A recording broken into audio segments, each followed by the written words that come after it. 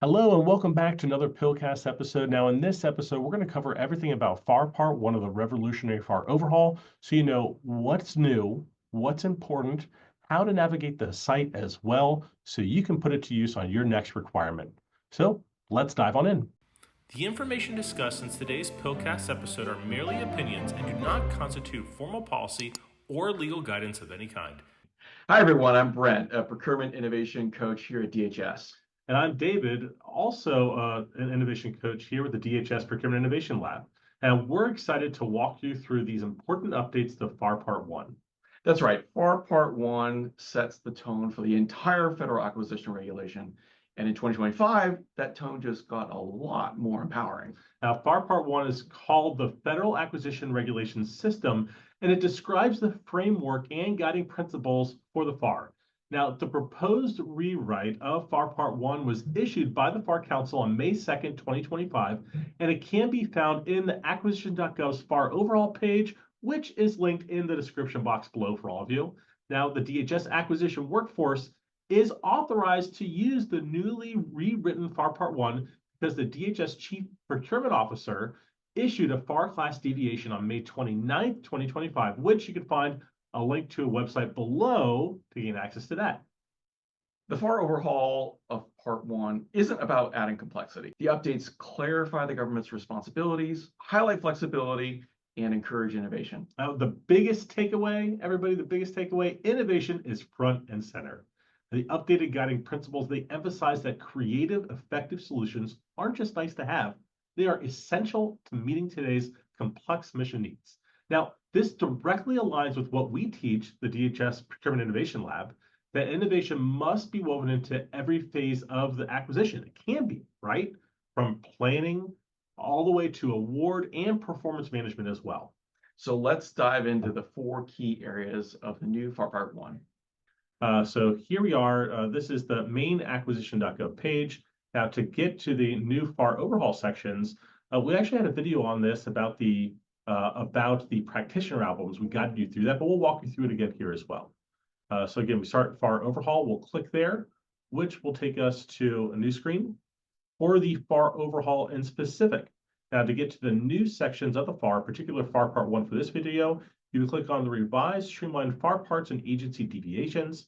Click on that, and a new window will appear with the FAR parts and the agency deviations. Now, again, this one we're focusing on FAR Part 1. So we'll click right here where it says FAR Part 1. And if you want to see the agency deviations, you can click on that right below and see all the ones that have been issued, and if your agency has issued them as well.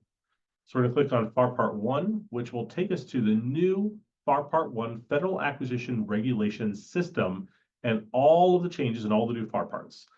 Now, to really understand what changes have occurred, we're going to go to the practitioner album. This does a great job at summarizing that information that has changed in here. What has changed, what's remained the same, line out information as well.